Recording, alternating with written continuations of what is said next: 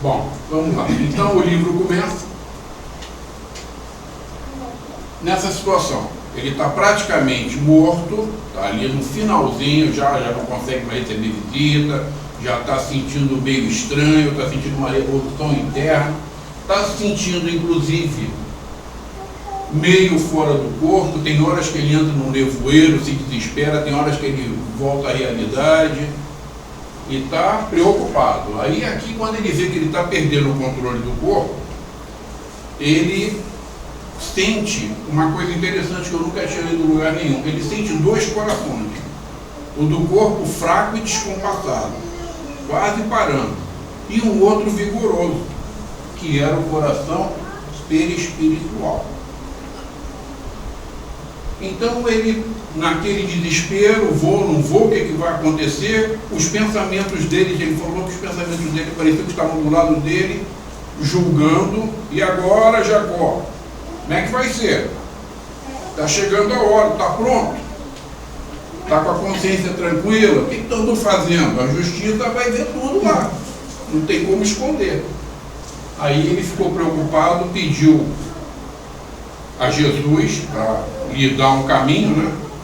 E sentiu a presença do irmão Andrade, que é o guia espiritual dele, fazendo passe. O irmão Andrade estava auxiliando o desenlace dele, porque ele já estava realmente morrendo. Chega um ponto que o irmão Andrade toca num dos laços energéticos que ele desconecta toda a lembrança da vida dele, que ele acumulou como encarnado, e ele desconecta do cérebro fisiológico. Interessante isso, né? O que o irmão Jacó diz? Os meus pensamentos jorraram de dentro de mim como uma represa que rebentou, como água que jorra de uma represa. E eu vi toda a minha vida como um filme ultra rápido, passando na minha frente os mínimos detalhes da minha vida. E aí, nesse ponto, ele vislumbra a filha dele, Marta, que estava ao lado dele, aguardando, e ela então o consola, o conforma, ele fica mais tranquilo.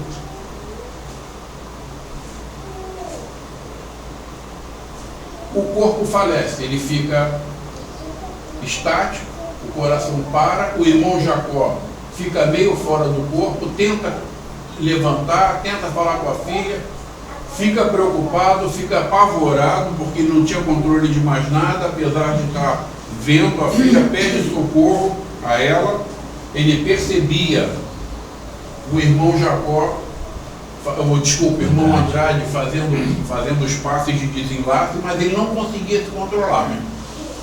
Então ele pede a ela auxílio, ela fala para ele, vamos então fazer o Salmo 23.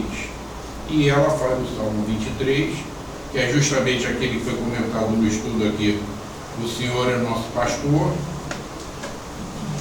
O Giovanni tocou num assunto interessante, que eu tenho uma palestra que diz, o Senhor nosso pastor deveria ser, não nos faltará, o Senhor não nos faltará. Mas no livro, ela como espírito, a Marta, ela lê, escreve no livro, o Senhor é nosso pastor, nada nos faltará. E aí eu questionei, porque na palestra dizia, não nos faltará. Realmente, não nos faltará da ideia de espiritualmente. Nada nos faltará da ideia de materialmente. Mas como ela, como espírito, escreveu nada nos faltará, eu entendo que esse nada signifique a parte necessária espiritual, aquela que nos mantém conectados a Deus. E nós, através do livre-arbítrio, que vamos nos desconectar dele ou não. Após o Salmo 23, ele passa a ter um pouco mais de controle. Observem que, apesar do corpo ter falecido e de ele estar começando a querer se levantar, ele ainda está conectado, cabeça a cabeça, ao corpo, ao cadáver. Ele não está totalmente desenlaçado. Ele já consegue se levantar, mas ele está muito fraco. Então ele não está conseguindo levantar pela fraqueza dele, mas ele ainda está preso por um fio prateado ao corpo físico, ao cadáver agora, né? Porque já morreu. E aí ele passa então a perceber, depois da prece, ele passa a perceber nosso querido e venerável Bezerra de Menezes, e aí pela primeira vez ele enxerga irmão Andrade, que é o guia espiritual dele. A capacidade visual melhora, devido aos dois, a filha Marta. E aí Bezerra de Menezes diz o seguinte: precisamos sair do ambiente doméstico.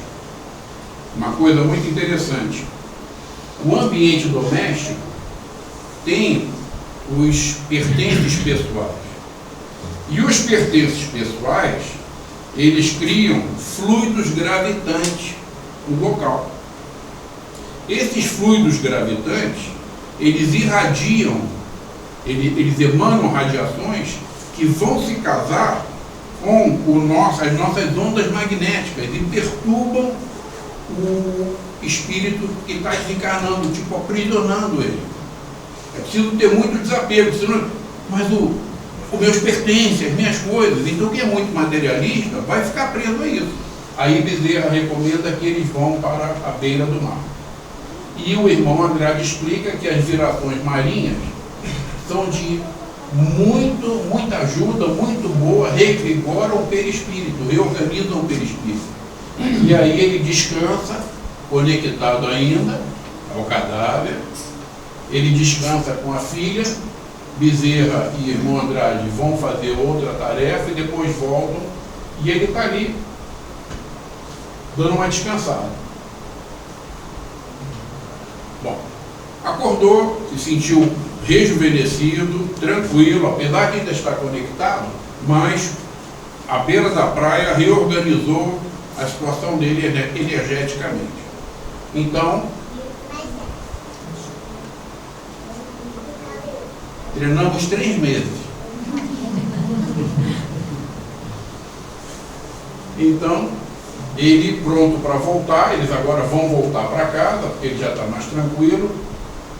Ele pede ao Bezerra e ao irmão Andrade que arranje um terno para ele. Olha que interessante a cabeça. Ele já é um espírito, mas ele perde um terno porque ele estava com uma roupa de convalescente. E ele falou: pô, como é que eu vou sair na rua se eu encontro algum amigo meu que está de pijama? Preciso de um terno. E ele realmente, eles arranjaram um terno para ele. É interessante, quando eles voltaram, eles trouxeram um terno para ele. Então você vê que a grande realidade é que nós estamos aqui, mas eles também estão, nós não estamos vendo. Mas é uma dimensão dentro da outra. Então quando a pessoa ainda está nova, né, no novo mundo, ela ainda acha que ela está vivendo. Lá tem parede também. Então eles estão retornando a casa. Esta senhora passa apressadamente, passa por dentro dele, ele toma um susto, mas ela não percebe e ele também não foi afetado, acha curioso, e o Bezerra explica para ele que eles estão em dimensões diferentes.